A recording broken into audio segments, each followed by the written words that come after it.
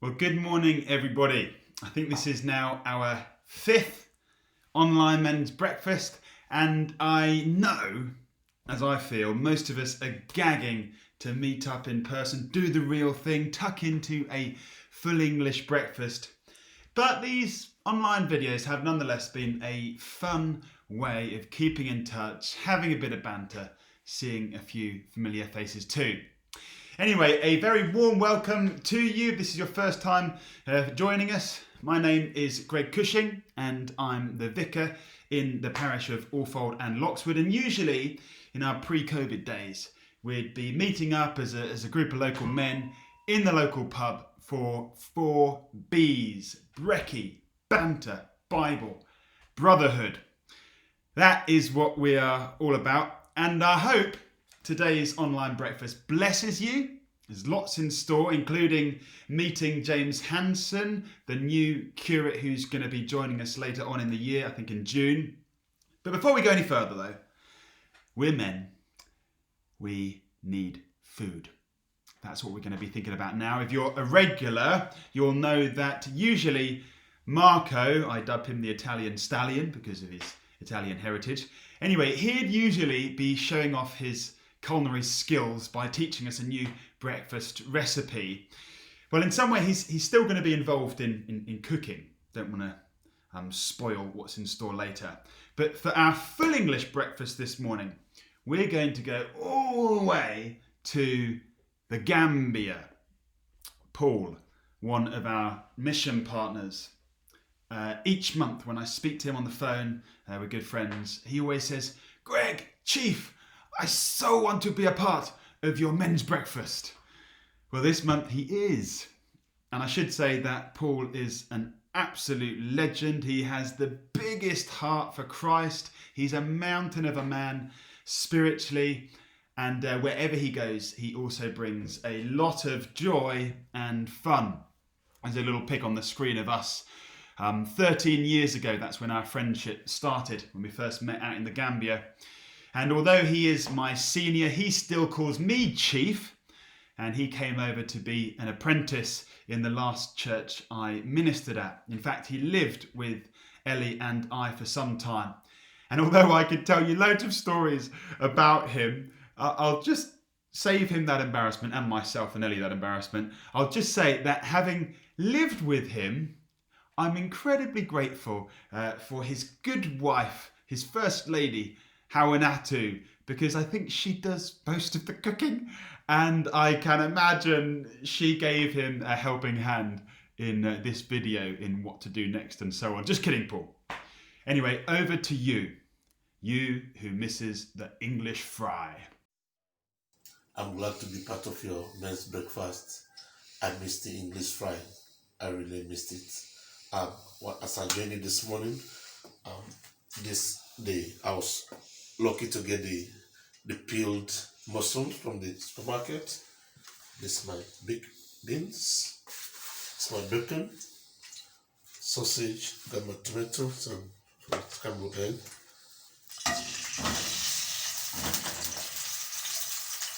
My drippings. Yeah, this is your English fry, man. The Cushing, all the folks in Alfold and Loxwood parish will enjoy your time this morning. Men's breakfast. Good one. Yeah. Some fry up here. This is my favorite food in London. How I wish. Greg's gonna come over. So gonna do one men's breakfast in Gambia, you know. It's gonna be nice. So I'm set now. The breakfast is ready. I'm with you folks. I really miss the English fry. So I wanna join you now. I wanna begin to eat. So yeah, let me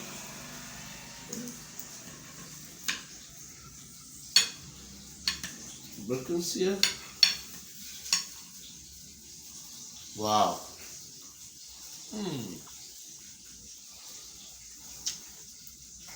It's great. English breakfast, very good. I like this.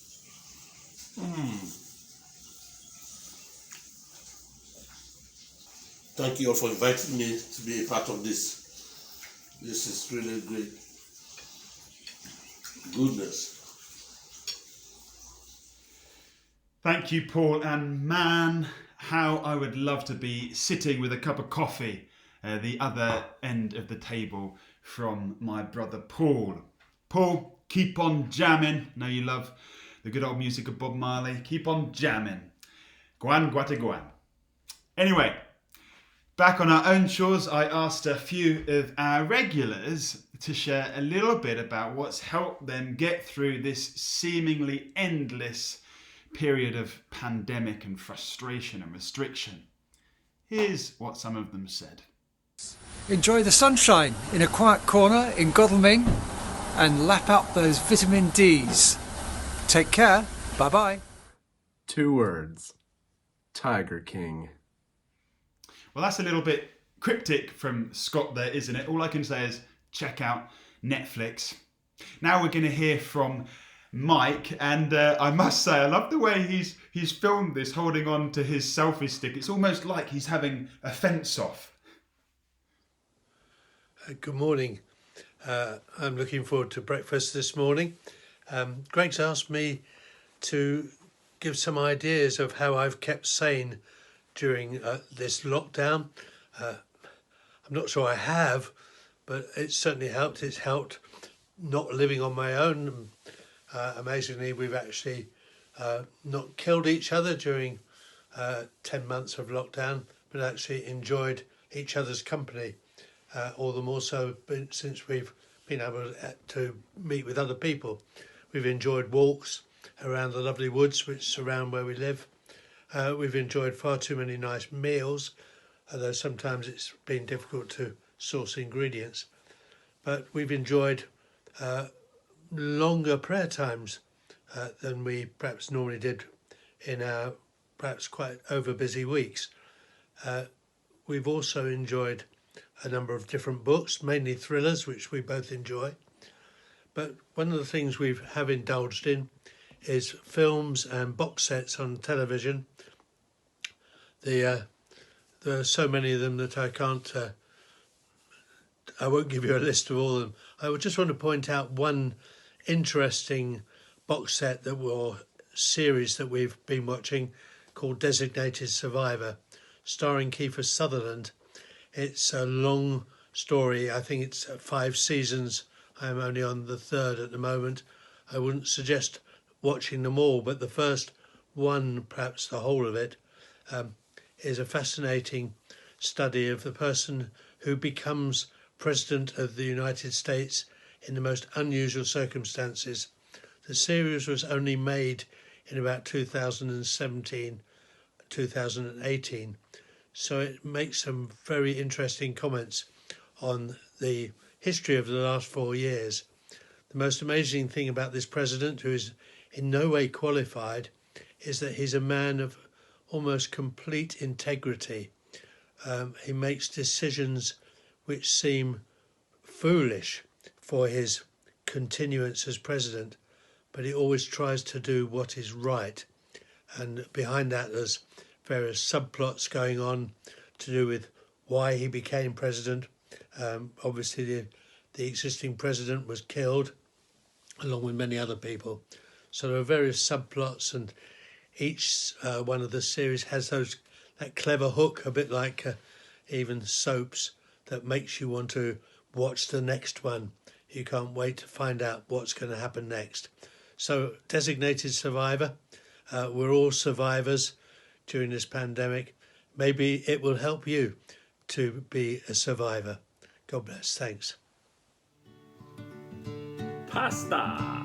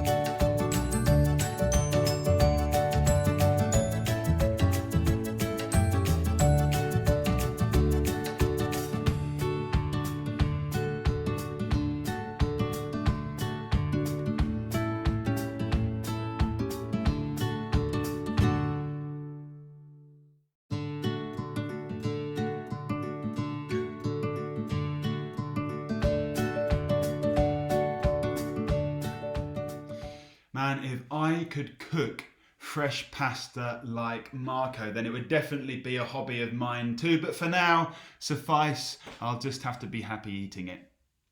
Finally, we'll end with Rob, our landlord of our local pub where we eat our men's breakfast, the Onslow Arms. Good morning, gents. Hope you're all well. Hope you're all keeping safe as well. Just wanted to drop you a quick message. It's probably nearly just over a year now. We've since the last time we were able to share a gentleman's breakfast together at the Onslow Arms, but we're all doing well here. Looking forward to welcome you all back as well. And I just wanted to introduce you to the new arrival to the pub, the new glass collector. Hopefully by the time I next see her, is Rosie Barr. So she was born January the 3rd. Nice and early in the morning, but both her and Mum are doing fantastic. So I look forward to seeing you all again soon. Take care and enjoy the breakfast. Cheers. Yeah, a big congratulations to Rob and Grace on the arrival of Rosie, her sister for Aria. Pretty unfair of me, I guess, to include that on the trail of what hobbies you've taken up during the pandemic. I'm sure there'll be a few jokes about giving birth being a hobby. Sorry about that, Rob. Anyway, I thought I'd include you guys watching on one of my hobbies now. And in one sense, it isn't really a hobby as such, but it's something that really blesses me each and every day. And good old Mrs. Cushing enforces this on the Cushing boys every day. It's the daily walk. Let's go. Okay, so you're coming with me. Just put your wellies on, because although it's frosty, it's certainly going to be very muddy. And if you've got a dog, you want to get the dog, then let's get out. Let's get some fresh air. Okay, well, this is the beautiful place where we live. This is our parish. Sun's shining, but I tell you what, I am pleased that I wore my woolly hat because it is cold and it is frosty this morning. Anyway, here we are. We're out, we're walking. It's good to get some fresh air. And the reason for doing this morning is life recently has been something of a journey. And it's just about putting one foot in front of the other. We keep on moving, we get through it. And although there is obviously much sadness, we try and enjoy the beauty surrounding us each and every day. That's what gets us through. And we keep on looking up.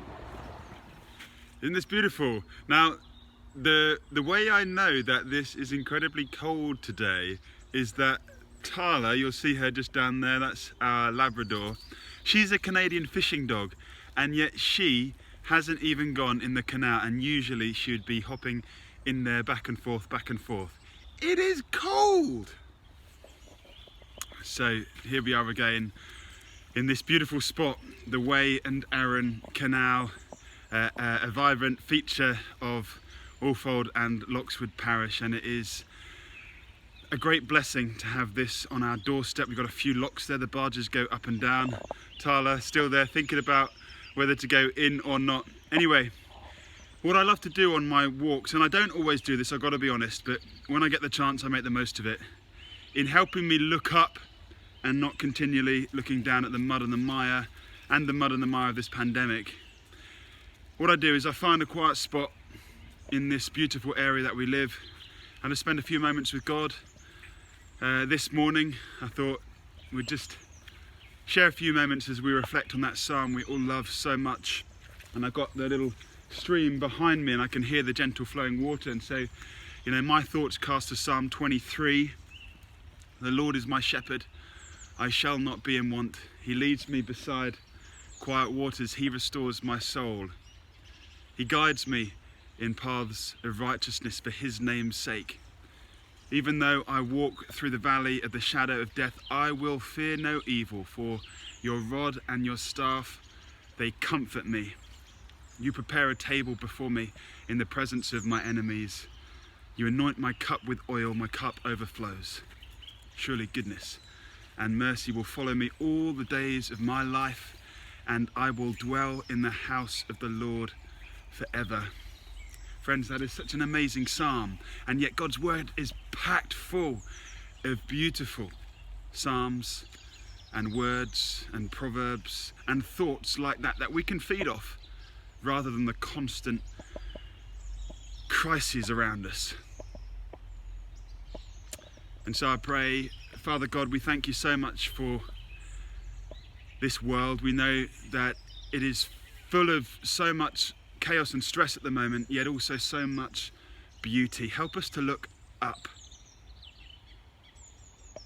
And I pray for this men's breakfast, even though it's online, would it be a blessing to my brothers out there, those that know you, those that don't yet know you, that are looking in. Please speak to them, offer them hope, for your name's sake.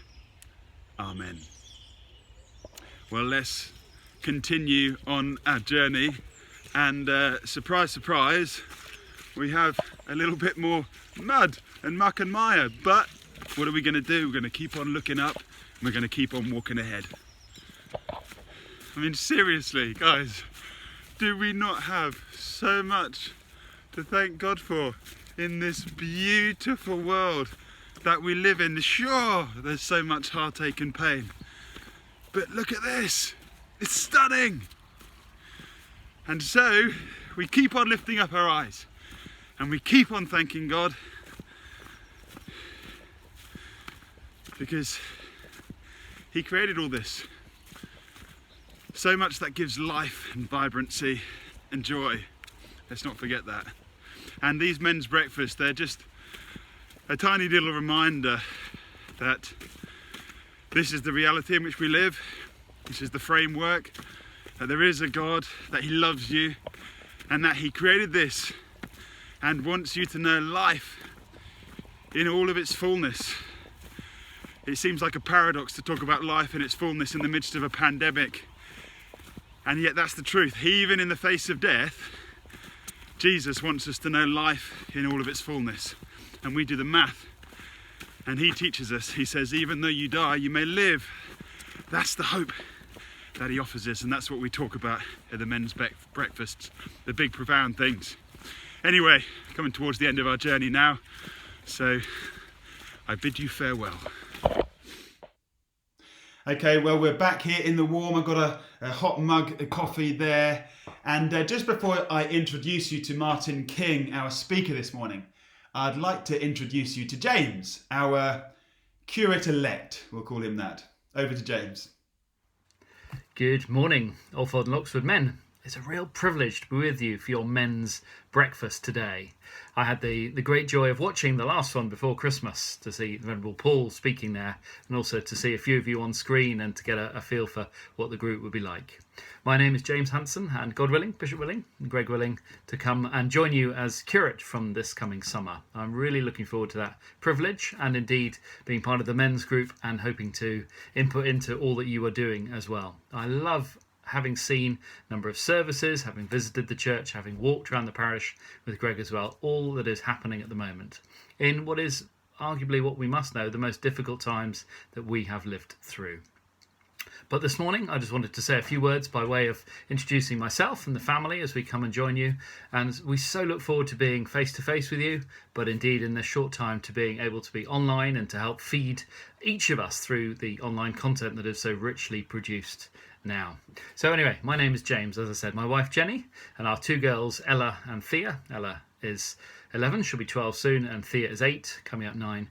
We'll be so looking forward to moving over to your part of the world. We're not too far away, we're just the other side of Hazelmere, about half an hour from you. And so just hopping across the countryside isn't necessarily the furthest reaches of travel, but we are really very excited for it. What do you need to know about me? Probably very little. I might save that for introductions and sermons and that in the coming weeks. But I'm an avid Wolves fan as a footballer, born and brought up in Wolverhampton, so I'm Midlander at heart.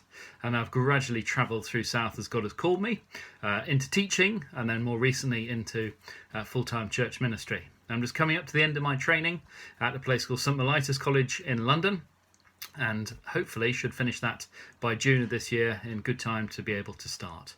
So enjoy your breakfast this morning. Enjoy the various teaching and worship and prayer and fellowship together. And it will not be long before I can join you in person. Well, James and family, we can't wait to have you with us in our parish. Although I should warn you, prepare because you'll be mingling with a lot of Brighton and Hove supporters. I'm not too sure actually if there are many Wolves supporters around here, but you'll find that out. Right, now for the Bible part of our gathering, the part where we spend a few moments not just talking about football or Netflix and so on, but the bigger things in life, the profound things. And for that, I want to introduce to you Martin King. Martin's vicar over in Rudgwick, just down the road. And I'm gutted that therefore he's in a different diocese and we don't see as much of one another, certainly as I'd like to. He's always being pulled down to Chichester. I'm always being pulled up to Guildford.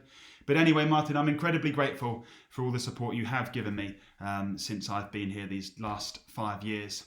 And I'm looking forward to hearing what you have to say about journey now and recognising when God has been at work in our lives. So Martin, very warm welcome to you. Over to you. Well, good morning. I'm sorry I can't be with you for this men's breakfast, but it's great to be able to join you via video and record this for you. My name's Martin. I'm the vicar of Rudgwick. One of my other roles is to be involved in the selection of new vicars. And that got me thinking about how I ended up here this morning. In one sense, I ended up here because I accepted an invitation from Greg. But there's a much bigger story behind it. And I wonder how you ended up here watching this video this morning. Let me go back a bit and rewind. I left school aged 18. Like most people, I was intending to have a year out before university. In my arrogance, I was assuming somebody would love to pay for me to go to university to work for them for a year beforehand, and I was looking for sponsorship. When I was at school, somebody said to me, well, what would you do if you didn't get sponsorship? I thought, well, me? Why wouldn't somebody want to employ me? But as it happened, the recession of 91 hit and lots of sponsorship programs got canned.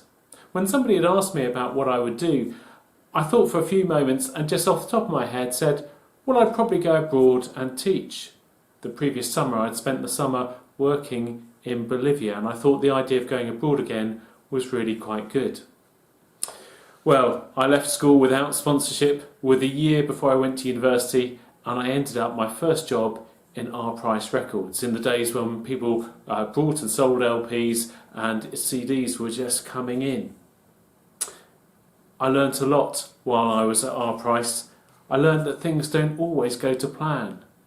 Somebody once said, if you want to give God a laugh, tell him your plans. But throughout that time I had hope that God was in control. Well, just about the time I started at R Price Records, I phoned up a number of different mission organisations. I phoned up Africa Inland Mission. The person I spoke to said, well, if you had phoned 6 months ago, I'd have had nothing. If you phoned yesterday, I'd have had nothing. But this morning I had a message that we need 2 teachers out in Kenya. Why not come up to the office and talk to me? And so I did. I went up and had what I thought was an informal chat and then went back for a formal interview. In fact, I discovered that actually the first conversation was also part of the process, and in fact they booked my plane tickets after that first conversation. And so on New Year's Day 1992 I travelled out to Kenya, and then I travelled a few hours from Nairobi to a place called Eldoret. It's grown an awful lot from those days, but there I was in a school teaching maths and physics, teaching secondary school level, teaching the A-level syllabus that I had just finished myself. It was a difficult time. Kenya had just become a multi-party state, and it was quite a violent time. And in fact, one of the young people who was out there in a different part of Kenya on the same programme as I was murdered.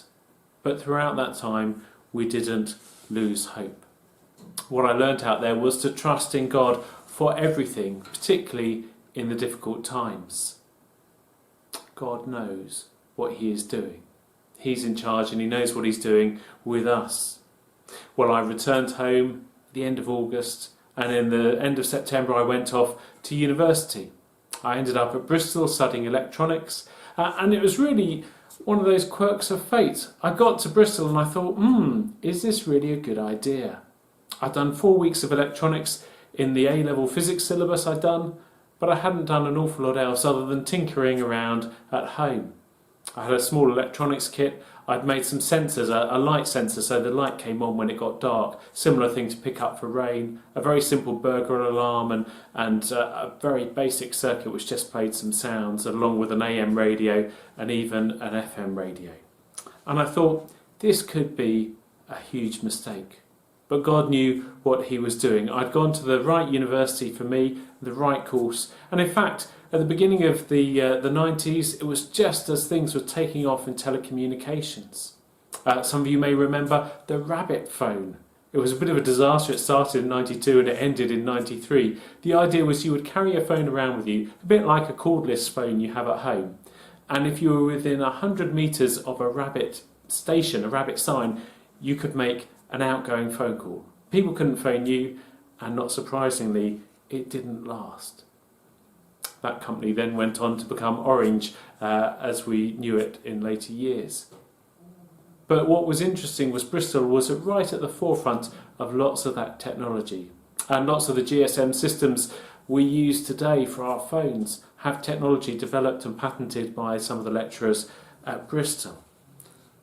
What I learned at university is God gets you to the right place. He is in control. While I was at university, I thought it would be really good to try and get my foot in the door of a company before I graduated, and I thought I'd look for a job over the summer. I went off to the careers service. It was the very early days of the internet. Whilst the World Wide Web had been invented a year or two before, actually it hadn't really got off the ground yet. It was still the days of Gopher searches and Archie, if any of you remember those. It's going way, way back. So I went to the Career Centre and I looked through the brochures and I applied to various companies. One caught my eye. It's awful to say it these days, but actually it caught my eye just because of the pictures. They looked like they had really nice conference rooms. Well, I wrote off to that company and to others. I actually ended up with a job at British Aerospace that summer, but unfortunately it was an MOD site and I needed security clearance. The security clearance sat on somebody's desk over the summer and it didn't come through until the end of the summer, and it was too late. But at the end of university I applied to various companies, and that company with those nice conference rooms was the company where I ended up working. When I first come across that brochure, probably 18 months before, I'd never come across the company, never heard of it, and most people hadn't. By the time I started working there, almost everyone in the country knew of it, and I expect you had one of their products. It was Nokia mobile phones, or Nokia R&D as it was known. Well, it was a great start to working life. It taught me lots. I was in what was called the baseband part of the company. So we dealt with all the electronics inside a mobile phone except the radio stuff. So we dealt with the batteries, the audio, the screens, the keypads, the microchips. Anything but the radio stuff was our bag. I learned a lot about the world of work. I learned a lot about projects and working in teams. And whilst there are lots of common elements to phones, one of the great ways about the way Nokia was set up in those days was each phone project was like a small company. And so it was all hands to the deck. It wasn't like a big company where actually this isn't our remit, or that's that department, or this is that department. It needed doing. You got on and did it. So I ended up doing software and doing system stuff and all sorts of things. It stood me in really good stead. And I learnt just to get things done. Well, one of the other things about being at Nokia, I was working in Camberley. A friend who had been in Kenya with me, about 40, 50 miles away, working in a hospital, about 2 hours drive away, she lived just around the corner from where I was in Camberley. And during my time at Nokia, her best friend and I ended up going out together and getting engaged. Sharon worked in Cirencester and I was working in Camberley. And so in terms of living, it was probably going to be Basingstoke or the Cotswolds. And I can tell you, it didn't take long to make that decision. First thing my boss said to me was, how much to stay? And I thought, oh, I never thought about this as a way of getting a pay rise. I explained the situation and he said, I'm not even going to bother trying to talk you into staying. I would do exactly the same as you. But he did give me a really good piece of advice. He said, it's not until you leave your first company that you've got anything to benchmark it by, any reference that you know how good it is or whether it was any good. And that was really good advice and stood me in really good stead, because the company I went to was really rather different. I moved to a company called Lucent, Bell Labs, the people who invented the transistor. In a strange quirk of irony, in 2006 they merged with the French company Alcatel, and then in 2016 they were taken over by none other than Nokia. Well, I moved to work on what was called intelligent networks. Not necessarily very intelligent, but it sounded good. We were involved in prepaid mobile phones. So when you made a phone call, the equipment we developed and designed and manufactured was the equipment which would check whether you've got any money to make a call, and then as you're making the call it would work out what your balance is and decrement it, and if you hadn't finished your call before you ran out of money, it would cut you off. I was involved with program management eventually, and so when we signed a contract, I would be responsible for making sure we manufactured the hardware, and these weren't just little boxes. These would take up the size of a room. They would have an awful large requirement in terms of power and air conditioning, and so I'd make sure that we manufactured it. We developed the software, which was usually customised for every phone network we'd supplied to. We would train up their engineers, and we would work with the company to make sure they had the physical space to install it, and the power and the air conditioning and everything else which was needed so that they could carry calls live in their network. And that was the point where we built them. My wife says she much prefers me being a vicar because she understands what I do. When people used to ask her then what I did, she said, well, he sends emails and he phones people up and he flies around the world for meetings, but other than that I don't really know. But I learned a huge amount from my time at Lucent. I learnt about leadership, about oversight of projects, about managing staff, about managing other projects and managing other workers, about interviewing people. All sorts of things which have stood me in really good stead. People often say to me what I do now is very different from what I used to do, and in one sense it is, but so many of the skills transfer, and at the end of the day, being a program manager was all about people, making sure everyone was doing their job, and being a vicar is also all about people. Well, time went on, and it had been at the back of my mind at some stage that I might do something different, some sort of non-secular work, but I didn't really have the courage to do that. I thought I could never preach, but while I was out in Kenya, guess what I ended up doing? I ended up preaching. One Sunday our curate preached a sermon. I have no idea what it was about, but he talked about this weekend he and his wife had been away on to find out about being a vicar. And I thought, I have no idea how you apply to be a vicar. This sounds like a really good idea. We thought we'd go away on that weekend, find out all about it, and just sneak under the radar and then have a think. Unfortunately, you needed your vicar to sign the form, and so afterwards our vicar came round and said, well, what about it then? If you've ever wondered how you end up with a vicar, my vicar wrote to somebody called the Diocesan Director of Ordinands, I'm one of those people now, recommending me to be ordained. I went to see him, I had some interviews with people and saw the bishop, and then I went off to a national selection conference. We'd have been very happy if the Lord had said no, a bit like Abraham and Isaac if he'd been testing us, but the door opened, we went off to Vicar Factory to Theological College, and from there we went to Leamington Spa, and the Lord then called us here to Rudgwick 10 years ago. And through all of that, I can see God's hand at work, the way he's been preparing me, the way different things have slotted into place. The gifts, the skills, the experience I've got, how they've all come together to help me in my role now. Not just about leading me, but about moulding me and shaping me. I wonder, as you look back over your life, where you can see God at work, where you can see the different bits of the jigsaw coming together to bring him to where you are now, to bring you to this point in your life. It's always good to think about guidance and how God guides us and the things he's calling us to as well. If you want to think further about that, I know Greg has just started an Alpha course, and it's one of the weeks on Alpha to look at how God guides us. I won't say any more about that, I don't want to spoil that week, but if you want to think more about that, do have a word with Greg. I'm sure he'd be very happy to talk to you. It's been lovely to be with you this morning. As I said, I'm sorry I can't be with you in person, but I'm very glad to be able to record this for you. God bless you. So have you seen God at work in your life? You felt him behind the scenes, guiding you? Well, thanks for that gentle challenge, Martin. Well, gents, that brings us to the end of our breakfast this morning. I really hope that you've enjoyed it. Hope it's blessed you. Big thank you to everybody who's contributed in some way. I'm going to leave you now with a song by Resound Worship, enabling us to think and reflect a little bit further about God's perfect plans in each of our lives. God bless you and stay strong.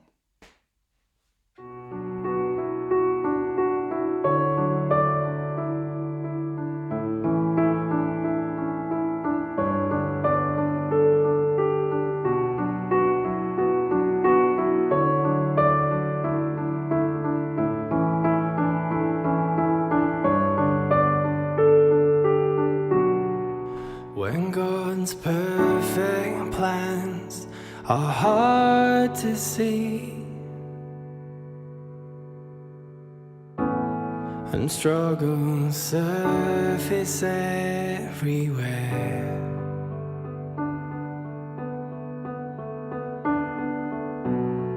we lay our lives before His sovereignty and pray His peace would find us there.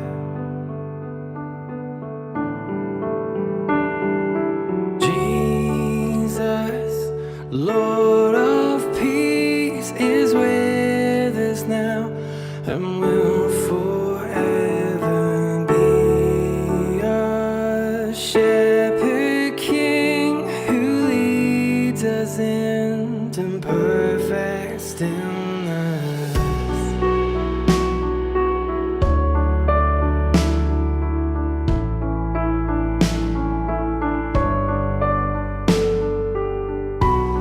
When sadness hits our homes and all feels lost,